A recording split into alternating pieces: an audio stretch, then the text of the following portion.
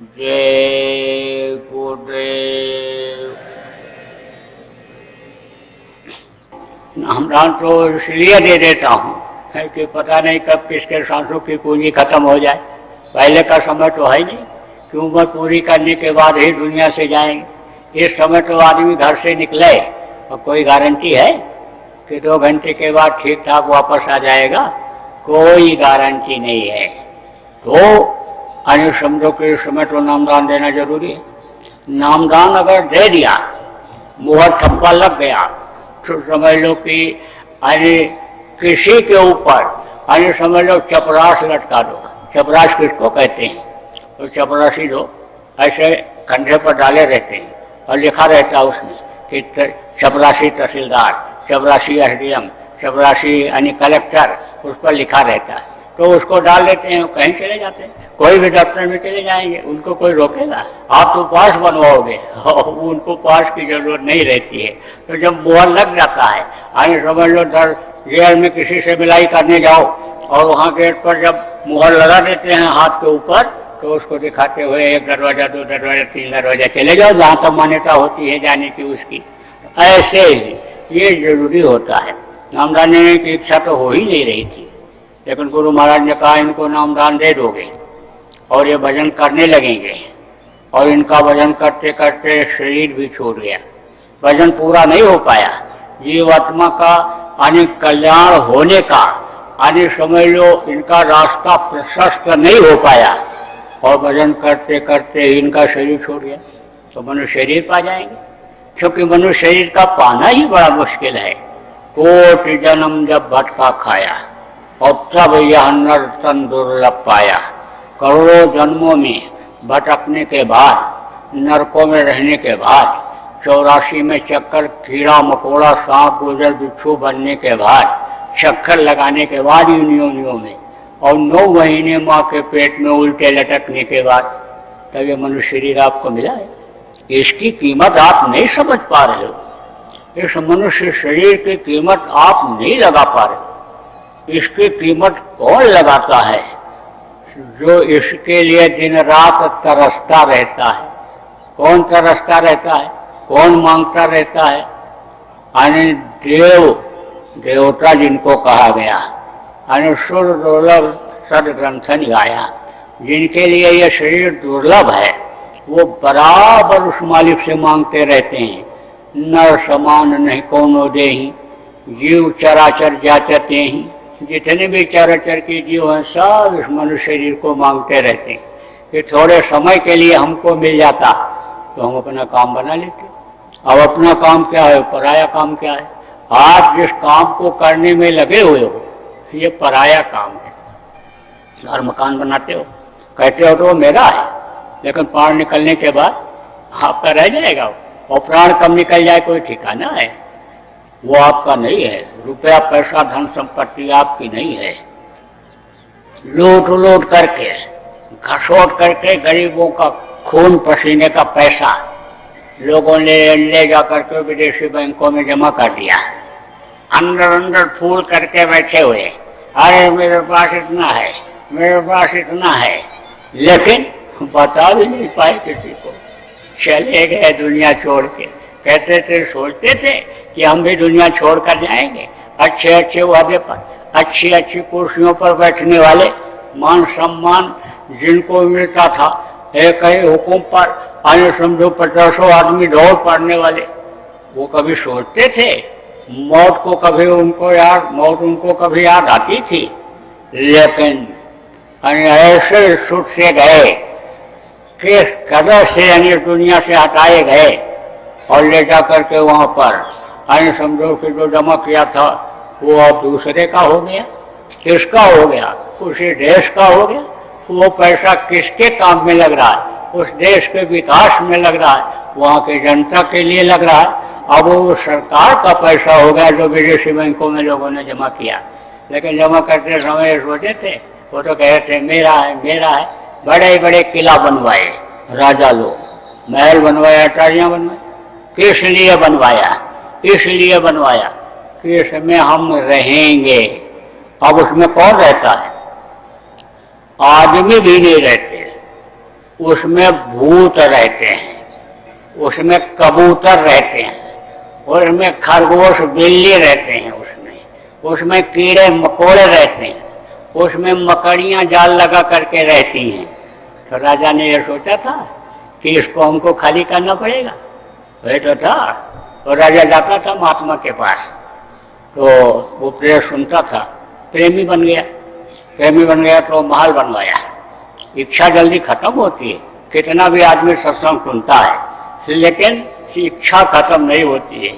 बहुत से लोग यहाँ भी सुन रहे हैं, यहाँ भी सुन रहे हैं, लेकिन जाने के बाद बस कहेंगे बढ़िया मकान बनाना है, बंगला बढ़िया बनाना है। अब दया किससे मांगते हैं? गुरु से मांगते हैं। दया किससे मांगते हैं? जिसको ये समझते हैं कि यह दया कर देंगे वो बढ़िया बन जाएगा, उससे दया मांगते हैं।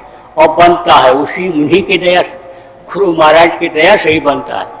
लेकिन एक फोटो लगाने की जगह घर में कहीं नहीं रखते हैं। जिनकी दया से बना उनका फोटो लगाने की कहीं कोई जगह नहीं। वो अभी आ जाए तो कुर्सी रखने की जगह नहीं है कि वो अपनी कुर्सी पर बैठ जाए। चारपाई की बात तो छोड़ो, सब यही कहते हैं मेरा बन जाए, मेरा बन जाए, मेरा घर बन जाए, मेरे बच्चों का बंगला बन जाए, मेरे परिवार वालों का अलग अलग सब हो जाए, 4 बच्चे हैं, चारों का दया करो हम बना दें, छुटकारा पा जाए। अरे छुटकारा पाने वाले हो, ये गृहस्थी छोड़ने वाली है, ये तो बंधन है, जकड़ है, जकड़। इससे आप तो निकल नहीं सकते हो जब तक आपके अंदर परमार्थी भाव नहीं आएगा, त्याग नहीं आएगा। दूसरों के लिए जब तक नहीं करोगे, अपने बच्चों के लिए ही सब कुछ करते रहोगे, अपने शरीर के लिए ही करते रहोगे, तब तक परमार्थ समझ में नहीं आता है। जगह जगह पर इतनी संगतें हैं, अभी सब लोग मिल करके चाहें तो ध्यान भजन की जगह नहीं बन सकती है। अरे कोई हाल ऐसा नहीं बन सकता है। अरे कोई 2-4-10 कमरे ऐसे नहीं बन सकते कि कोई भी आवे रात को और शरण ले ले और उसमें रह जाए, 2 रोटी वहां खुद बनाकर खा ले। क्या ये व्यवस्था नहीं हो सकती है? लेकिन बस अपने अपने में, अपने अपने में ही मेरा बन जाए, मेरा बन जाए। तो राजा सुनता तो था लेकिन उस पर अमल नहीं करता था। बस एक कान से सुना, दूसरे कान से निकाल दिया। यानी समझ लो सुनने तो जाता था। बहुत से लोग तो सत्संग इसलिए भी सुनने आते हैं कि लोग कहें अरे सत्संग सुनने गए थे, और जाते हैं और जाते हैं। लेकिन पूछो लौट करके क्या बताया, तो बस किस्सा कहानी भले सुना दें, लेकिन उन किस्सा कहानियों का और समझ लो दृष्टांत से शिक्षा क्या मिली उसको नहीं समझ पाते, नहीं भूल पाते उसको। यानी समझ लो रास्ते में लोग जाते हैं और रास्ते में घंटे 12-12 घंटे सफर में रहते हैं, लेकिन सत्संग की कोई चर्चा नहीं, कोई बात नहीं। बस वही कि बिजनेस में कैसे तरक्की हो जाए और कैसे किस तरह से पार्टनर बना लिया जाए और करोड़ों कमाया जाए, बस यही बात, वही दुनिया की बात। तो राजा के मन से कोई बात निकलती नहीं थी, इस तरह की निकली नहीं जल्दी। कहा ना अतिशय रगड़ करे जब कोई अनल प्रगट चंदन, जब वो काल पीन सत्संगा तब वो मोह ब्रह्मंगा।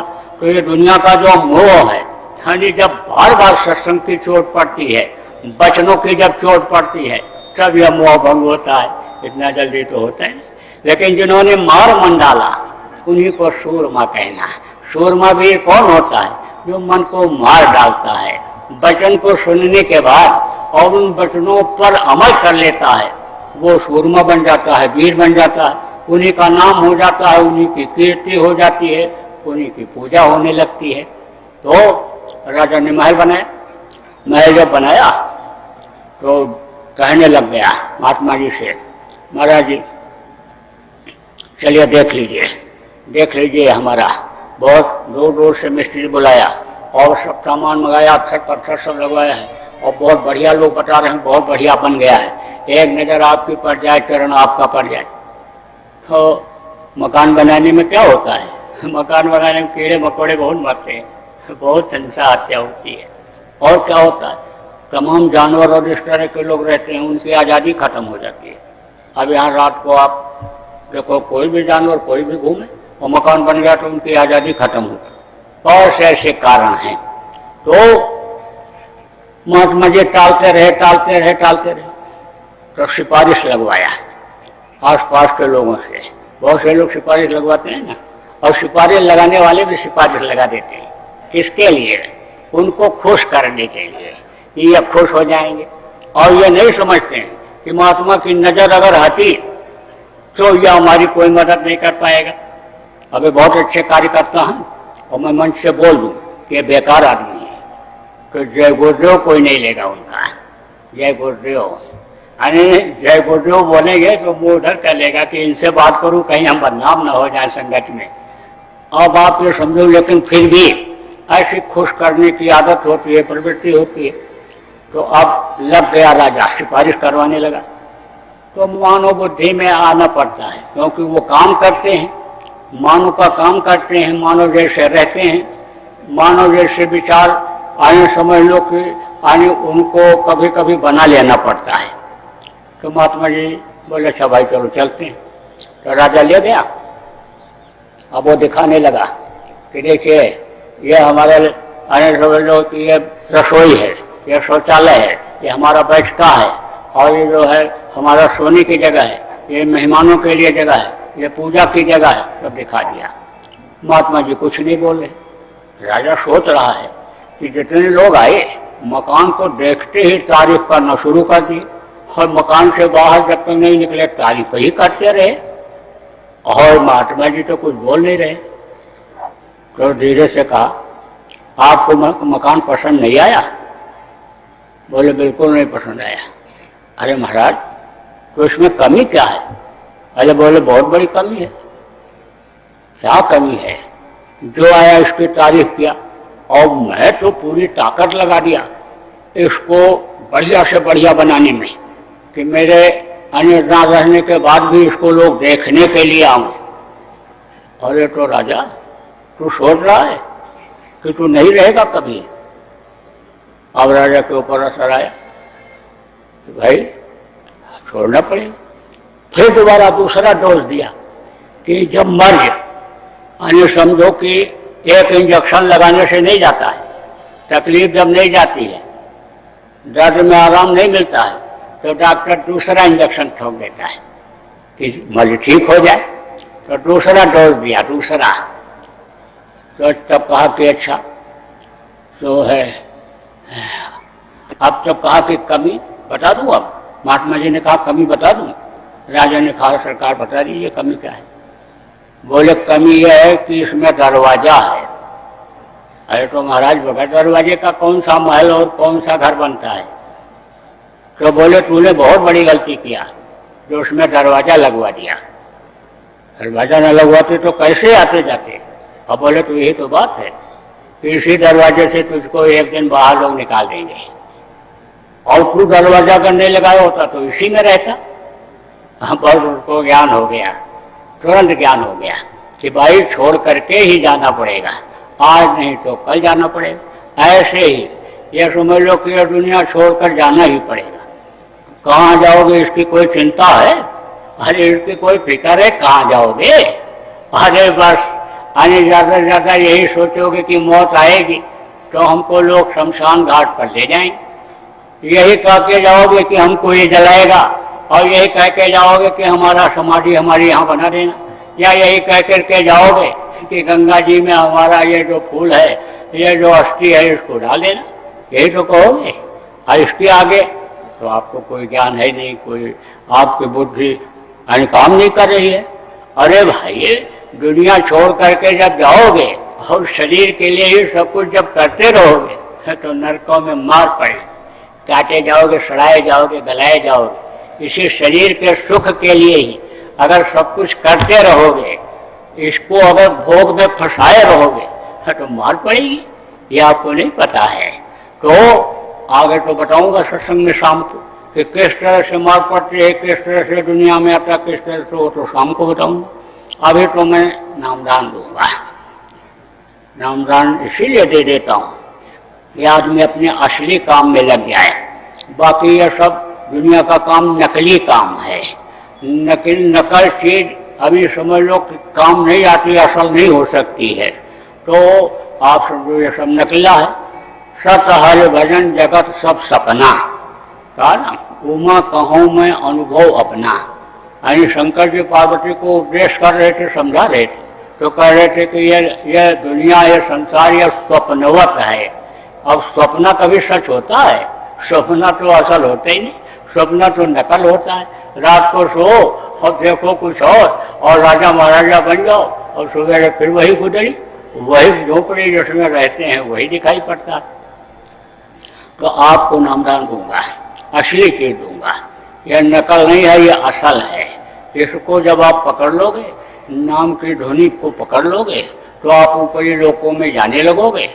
जब तक इस शरीर में रहोगे आप सुखी रहोगे, आनंद को प्राप्त करते रहोगे, और जब समय आपका पूरा हो जाएगा तब अपने वतन, अपने घर, अपने मालिक के पास पहुंच जाओगे। जहां से आप नीचे उतारे गए हो वहीं पर आप पहुंच जाओगे। फिर नीचे इधर नहीं आना पड़ेगा, इस दुख के संसार में आना नहीं पड़ेगा। दुख आपको फिर नहीं झेलना पड़ेगा, कोई टेंशन नहीं, कोई फिक्र नहीं, यह सब खत्म हो जाएगा। तो वो रास्ता बताता हूँ जिसके लिए कहा गया एक के साधे सब सधे और सब साधे सब जाए। एक को अगर आप किसी को साध ले गए तो इसी से आपका दीन भी बन जाएगा और दुनिया भी बन जाएगी। दुनिया बनाना किसको कहते हैं? अच्छा खाओ, अच्छा पहनो, अच्छी जगह पर रहो, प्रतिष्ठा रहे, इज्जत रहे, दुनिया बनती है, इसको कहते हैं दुनिया बनाना। और दीन बनाना किसको कहते हैं? शरीर के रहते रहते इसी शरीर के अंदर देवी देवताओं का दर्शन करो, स्वर्ग वैकुंठ का आनंद लो, अनहद वेदवाणी जो 24 घंटे हो रही, मस्ताना बाजा जो 24 घंटे बज रहा, उसको सुनो, तो उसको दीन बनाना कहते हैं। तो देखो, कोई चीज जब दी जाती है और उससे कुछ कामयाबी मिलने को होता है तो थोड़ा बहुत कुछ परहेज भी कराया जाता है। जैसे दवा डॉक्टर खिलाता है, देता है, तो परहेज बताता है कि दवा जल्दी से फायदा कर जाए और ये स्वस्थ हो जाए, ठीक हो जाए। ऐसे ही जन्मांतर के जो मैल है, गंदगी है, आपकी कट जाए और गंदगी न जमा होने पावे। तो बहुत से लोग नामदान लेकर के जाते हैं लेकिन स्वभाव नहीं छोड़ते हैं। पहले जिस काम में लगे हुए थे, सही गलत काम में, और सही तो कम करते हैं, गलत और करने लग जाते हैं। कहते हैं कि तू है तो क्या गम है। और वो बुढ़ा आए समय लोग गया, हज करके आया और वहां पर सब जिसको तीर्थ कहते हो करके आया और उसी में गलत काम कर बैठा। अब गलत काम कर बैठा तो लोगों ने कहा कि देखो ये गलत कर बैठा, ये बुढ़ा गलत कर बैठा। अब कहा कि ये तो मार डालेंगे गांव वाले कि देखो गांव की लड़की के साथ ऐसा कर दिया। तो देखा शीशे में तो कहा अरे तू है तो क्या गम है, पकी पकाई दाढ़ी और हाजी किया हुआ। तो कहा कि अरे लोग हाजी कहेंगे अब ये थोड़ा करेंगे इस तरह से। तो अब आप ये समझो कि उसी में गलत काम कर बैठते हैं। तो ऐसा मोटी बात आपको बताऊं, तो इसलिए आपको बता रहा हूं कि परहेज जरूरी है। गलत काम कर बैठते हैं, जो आदत बनी रहती है उसको नहीं छोड़ते हैं। अब ये नहीं मालूम है कि जो जान करके गलती करता है उसको सख्त सजा मिलती है। अनजान की गलती तो माफ हो जाती है लेकिन जान की गलती माफ नहीं होती है। उसी चीज को आप भूल जाते हो। बहुत से लोग सत्संग सुनते हो, आपको सत्संग का लाभ भी मिलता है। यहाँ जो सत्संग में लोग आते हैं खाली कोई नहीं लौटता है, सबको कुछ न कुछ फायदा होता है। लेकिन इन बातों पर आप अमल नहीं करते हो, आप फिर पुरानी आदतों में चले जाते हो, इसलिए परेशान हो जाते हो। तो आपको परहेज जरूरी है। अब जो पुराने लोग हैं वो तो आदी हो गए। किस चीज के लिए आदी हो गए? कहते हैं कि 100 जूता खाए, तमाशा घुस कर देखे। आने समझ लो कि मार पड़ती रहती है लेकिन तमाशा देखने के लिए, आने समझ लो लक्ष्य खाते रहते हैं, रामलीला देखने के लिए रोज जाते हैं। तो अब आप ये समझो ये तो आदी हो गए। अब ये आदी हो गए, ये तो जब तकलीफ झेलते हैं। कुछ लोग तो बहुत दिन हो गया, बहुत दिन से कुछ लोग हो जाता है जल्दी आते नहीं, और जब गृहस्थी की मार पड़ती है तब फिर वह करके आते। तो ये तो हो गए आदि। अभी आदि हो गए। अब ये तो गुरु महाराज के जीव हैं। हाँ, गुरु महाराज ने तो कहा था कि हम आए हुए देश से जहाँ तुम्हारो धाम और तुमको घर पहुँचाओ ना, एक हमारो काम, एक लक्ष्य, एक उद्देश्य कि हम तुमको तुम्हारे घर पहुँचा देंगे। तुम चाहे तू करो चाहे मुँह करो, हम छोड़ेंगे नहीं, एक को, तो वो तो ऐसे रगड़ाई करते रहेंगे, वो तो उनकी जिम्मेदारी। अब वो तो जाने और आप जाने, लेकिन जो नए लोग आए हो, आपको तो सजग करूंगा, आपको तो बताऊंगा, समझाऊंगा। इसलिए बताऊंगा, समझाऊंगा कि आप ज्यादा सत्संग अभी सुन नहीं पाए हो और आपकी जिंदगी का कोई ठिकाना नहीं है। इसलिए आपने अगर फिर गलती किया, जो एक गलती करके आप आए, 2 गलती करके आए, फिर आपने दोहराया, तो आपका भला कैसे हो पाएगा, फायदा आपका कैसे हो पाएगा। इसलिए जो नए लोग आए हो, आप संकल्प बनाओ कि अब हम आज से मांस मछली नहीं खाएंगे, अंडा शराब का सेवन नहीं करेंगे, दूसरी औरत के साथ बुरा कर्म नहीं करेंगे। इसका संकल्प आप बना लो। ना आपका घर छुड़ा रहे हैं, न जमीन जायदाद छुड़ा रहे हैं, न आपके बच्चों को छुड़ा रहे हैं। आप गृहस्थ आश्रम में रहो, है आपके पास तो अच्छा खाओ, ये मत सोचना महाराज जी ने कहा अच्छा खाओ, तो हमारे पास नहीं है तो इनका छीन करके खा लें, मार करके लूट करके ले आवे खा लें। अरे वो हमको एक मिला, वो कौन, सत्संगी। तो बातचीत होने लगी, कहाँ के हो, यहाँ के हैं, ये है। तो हमने पूछा और कैसे, कहाँ का वहाँ वो है, तो सब बताया। तो कहा कि अब वहाँ मुर्गा बहुत पालने लग गए। तो हमने कहा कि जब आप थे तब, तो बोले कि जब हम नामदान नहीं लिए थे तो मुर्गा पालते ही नहीं थे लोग। तो नामदान नहीं लिए थे तब नहीं पालते थे, इसका क्या मतलब। अरे नामदान लेने के बाद आप समझाए होते, समझते कि मुर्गा नहीं पालना चाहिए, तो नहीं पालते। तो नामदान लेने से पहले क्यों नहीं पालते थे। बोला सारे मुर्गा को मैं मार के खा जाता था, साफ। किसी के यहाँ मांस पक्का खाता मैं ही था। जैसे ही उसकी वो गंध आती थी नाक में, पहुंच जाता था, पतीले उठा लिया था, हमको कौन रोकता, और रोकता तो हम उन्हीं काट देते, मांस बना देते उनके शरीर को। तो अब आप ये समझो कि छीन करके किसी का मत खाना। आप समझो अच्छा कोई खा रहा है तो उसको छीन करके मत खाना। किसी का कपड़ा अच्छा है तो छीन के नहीं, लूट करके धन ला करके आप बड़े आदमी बनने की कोशिश मत करना। आपका प्रारब्ध आपके साथ जुड़ा हुआ। अब प्रेमियों ये समझो कि जो पैदा होने के पहले माँ के स्तन में दूध भर देता है, परवरिश तो वो करता, खिलाता तो वो है, देता तो वो है। आप तो समझते हो मैं कर रहा हूँ, मेरे करने से होगा, मैं नहीं करूंगा मेरे बच्चे भूखों मर जाएंगे, परिवार बिखर जाएगा, ये हो जाएगा वो जाएगा। लेकिन कर्ता करे न कर सके और गुरु करे सो गुरु रूप में, यानी जो वक्त के आने समझ लो महापुरुष होते हैं, मालिक उनसे करवाता है, वो करते हैं, आप कुछ नहीं करते हो। इसलिए आप छीनना मत, मारना मत, काटना मत किसी का। आपके पास है तो अच्छा खाओ, आपके पास है तो अच्छा कपड़ा पहनो, आपके पास है तो अच्छे मकान में रहो, अच्छे गाड़ी घोड़ा में चलो। हम ये नहीं चाहते हैं कि आप जात छोड़ दो, धर्म छोड़ दो। देखो हमारे यहाँ तो न कोई जाति पाति है, न कोई एरियावाद है, न कोई भाईवाद है और न कोई जातिवाद है, कुछ नहीं। यहाँ तो सब सत्संगी हैं और संभाव है। देखो सब एक साथ बैठे। हमारे यहाँ कोई ये नहीं कि लाइन लगे कि पुरुष अलग बैठे स्त्री अलग बैठे। अरे भावना की तो बात होती है। देखो जवान भाई और जवान बहन एक ही साथ बैठते हैं, एक ही चारपाई पर सोते हैं, उनकी भावना अलग रहती है, पति पत्नी की भावना अलग रहती है। तो जब ये दिमाग में आ जाता है कि जननी समझा नहीं पर नारी और धन पर आए विष्टे विश्वारी, दूसरे की माँ बहन अपनी माँ और बहन की तरह से होती है और दूसरे का धन जहर से भी जहर होता है, ये भाव आ जाता है। तो फिर किस बात का लाइन लगाना, बांस लगाना, रस्सी लगाना, महिला इधर बैठे पुरुष उधर बैठे, ये सब कुछ नहीं। हमारे यहाँ तो एक तरह से जो वास्तविक अन्य समाजवाद राम राज्य होना चाहिए, गुरु महाराज के पास भी था और यहाँ भी है, उन्हीं के दया कृपा से यहाँ भी हो रहा है। अब जो उनका काम किया जा रहा है उसमें भी उन्हीं के दया काम कर रही है। तो यहाँ पर तो कुछ नहीं।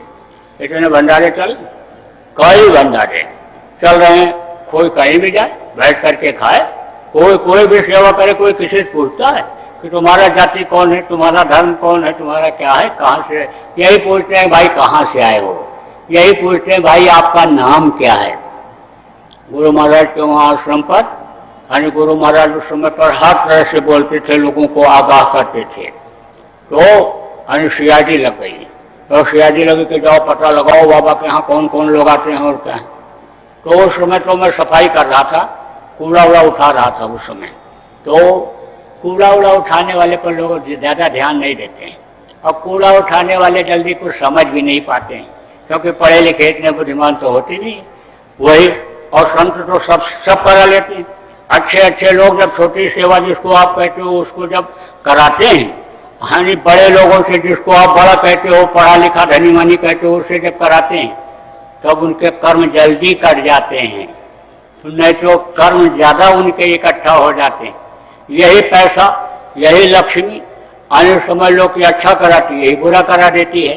तो जिसके पास ज्यादा हो जाता है तो उसको कहीं बुरे कर्म करने लग जाता है, तो उन कर्मों को ऐसे कटवाते हैं।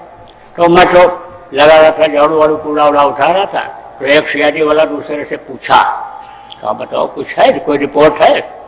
तो बोला यहाँ क्या रिपोर्ट, यहाँ तो भाई जय गुरुदेव, भाई जय गुरुदेव, और भाई क्या हाल चाल है, और कब आए, इसके अलावा तो कोई बात ही नहीं कर रहा। अरे तो बोले कुछ नहीं, चलो चला जाओ, समझ गया। तो यहाँ तो आए समझ लो कि बस इसी तरह का परिचय होता है एक दूसरे का, जात पांच पूछे न कोई, और हरि का भजे सो हर का हो, यानी जो यानी उस मालिक को भजेगा वह सबका होगा। तो यहाँ तो सबका होने का बताया जाता है, वसुदेव कुटुंबकम बताया जाता है। यहाँ तो कोई भेदभाव इस तरह का नहीं है, यानी समझ लो कि न देश का है न विदेश का है, और न भाई भतीजावाद है, और न कोई जातवाद है, यहाँ तो कुछ नहीं, यहाँ तो राम राज्य है। तो अब आप ये समझो, लेकिन हम ये नहीं चाहते कि आपके समाज की व्यवस्था यानी जो बनी हुई है उसमें यानी हस्तक्षेप करूं। आप जहाँ रोटी खाते हो वहीं रोटी खाओ, जहाँ आप लड़का लड़की का शादी ब्याह करते हो वहीं पर करो। हमारी तरफ से पूरी छूट है आपको, कोई हमारी तरफ से आने समझ लो कि रोक टोक किसी बात का आपके लिए नहीं है। ये जरूर कहना है कि अच्छाई को अपनाना, बुराई को आप छोड़ देना। अच्छे और बुरे का ज्ञान अगर आपको नहीं हो पाता है तो बार बार सत्संग सुनो, सत्संग में अच्छे और बुरे का ज्ञान करा दिया जाता है। गुरु महाराज के सत्संग को आप पढ़ो जो बोल करके गए, उससे भी आपको अच्छाई और बुराई का ज्ञान हो जाएगा कि अच्छा क्या है और बुरा क्या है। तो आप मांस मत खाना, मछली मत खाना, अंडा मत खाना, और शराब मत पीना, और दूसरे और के साथ बुरा कर्म मत करना। और बरकत अगर चाहते हो तो मेहनत और ईमानदारी की कमाई करना। आपको नामदान दूंगा। अब आप ये समझो कि जिसका नाम होता है उसका रूप होता है, उसका स्थान होता है, उसकी आवाज़ होती है। जैसे आपका नाम है और आपका चेहरा है, रूप है, और आप कहीं रहते हो आपका स्थान है, ऐसे ही इस वक्त के 5 धनी हैं। उनका नाम है, उनका रूप है, उनका स्थान है और उनकी आवाज़ है। इनके लोकों में से होकर के ये जीवात्मा ऊपर को जाती है। जब शरीर को छोड़ती है, ऊपर निकलती है, तो ये सब लोग ऊपर पड़ते हैं। तो अब आप ये समझो कि इनको खुश किया जाता है कि ये कोई विघ्न बाधा न डालें, मदद न भी करें तो विघ्न बाधा न डालें, इसलिए इनको खुश किया जाता है। तो ये 5 नाम, 5 रूप, 5 स्थान और 5 की आवाज़, ये मैं भी आपको बतलाऊंगा। 3 चीज और समझो, सुमिरन, ध्यान और भजन। सुमिरन किसको कहते हैं? माला जपने को।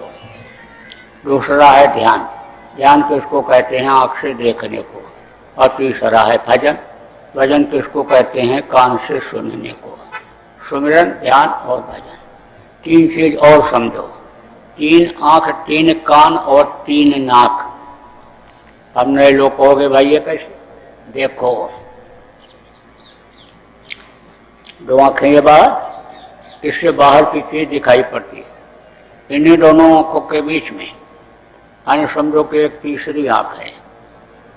कहाँ पर? यहाँ पर। ये आत्मा यहीं पर बैठी है, इन्हीं दोनों आँखों के बीच में बैठी है, जो इस शरीर को चलाती है। उसका प्रकाश हृदय चक्र पर, नाभि पर, इंद्रिय पर और गुदा पर पड़ता है, तो शरीर चलता रहता है। ये यहाँ पर बीचों बीच में बैठी है, एक आँख उसमें है। उससे ऊपरी लोगों का नज़ारा दिखाई पड़ता है, ऊपर के लोगों की चीजें दिखाई पड़ती हैं। तो 2 आंख बाहर और 1 आंख अंदर जीवात्मा में, 3 आंख, 2 कान ये बाहर, इससे बाहर की आवाज सुनाई पड़ती, और 1 कान अंदर जीवात्मा में, उससे अनहद वेद वाणी, आकाशवाणी जिसको कहते हो, खुदाई आवाज, कैबी आवाज, साउंड जिसको कहते हो, वो सुनाई पड़ता है। और 3 नाक, एक सुरा के दाहिनी तरफ और एक के बाई तरफ, ये नाक है ये, और 1 नाक अंदर है जीवात्मा में, उससे ऊपरी लोगों की खुशबू मिलती है, मस्तानी खुशबू। वो जब मिल जाती है साधक मस्त हो जाता है। तो 3 आंख, 3 कान और 3 नाक, और सुमिरन ध्यान भजन 3 चीज है, और 5 नाम, 5 रूप, 5 स्थान, 5 की आवाज है। ये मैं भी आपको नाम बताऊंगा, रटाऊंगा, याद कराऊंगा। जितना आप याद कर सको याद कर लो, जो ना याद हो पावे तो उसका लिखा हुआ कागज ही अभी सत्संग के बाद आपको मिल जाएगा। ना मिल पावे तो पुराने लोगों से पूछ करके लिख लेना, और लिख करके याद करके कागज को फाड़ करके कहीं सुनसान जगह पर फेंक देना, बताना मत किसी को, और टेप भी मत करके सुनाना। अगर आप टेप करके सुना दोगे या किसी को बता दोगे तो उसका तो कोई फायदा होने वाला नहीं, और ये नाराज हो जाएंगे, आपका नुकसान हो जाए, इसलिए बताना मत किसी को। दूसरी चीज आप और समझ लो कि जब आप आंख बंद करोगे और ध्यान लगाओगे, ऊपरी लोकों में जाओगे, स्वर्ग वैकुंठ में जाओगे, देवलोक सूर्यचंद्र लोकों में जाओगे, और वहाँ का नज़ारा देखोगे तो देख करके खुश हो जाओगे, और खुश होकर के दूसरों को बताने लगोगे, और जैसे ही बताओगे वैसे ही वो बंद कर देगा। इसलिए किसी को भी नहीं बताना है। तो बैठो, पालथी मारो। आयो रमन नाम रतन धन पायो, वस्तु अमोलक दी मेरे सदगुरु कृपा करे अपनायो। ये वो नाम है, ये ध्वन्यात्मक नाम है। वर्णात्मक नाम अलग होता है और ध्वन्यात्मक अलग होता है, तो ये ध्वन्यात्मक नाम है। बैठो। और बहुत से लोग तो पहले ही आकर के बैठ गए कि हमारी जगह न चली जाए। नए लोगों को तो पुराने लोग मौका ही नहीं देते, वही आगे पहले से बैठ जाते हैं। अब ये नहीं मालूम है कि जो आगे है वो पीछे भी हो जाते हैं। कैसे अभी बता दें, अभी आपको यहीं खड़ा कर दिया जाए और पीछे की तरफ मौका दिया जाए तो आगे कौन हो जाएगा? पीछे वाले हो जाएंगे कि नहीं? आपका मुंह उधर कर दिया जाए तो पीछे वाले आगे हो जाएंगे, आगे वाले पीछे हो जाएंगे। तो थोड़ा सा तो ध्यान रखना चाहिए। कुछ लोगों को तो नए लोगों को लाकर बिठाना ही चाहिए। आप लोग तो बहुत सुने, गुरु महाराज का भी सुनते रहे और गुरु महाराज के उसके बाद भी सुनाया जा रहा है। तो बोलो जय गुरुदेव।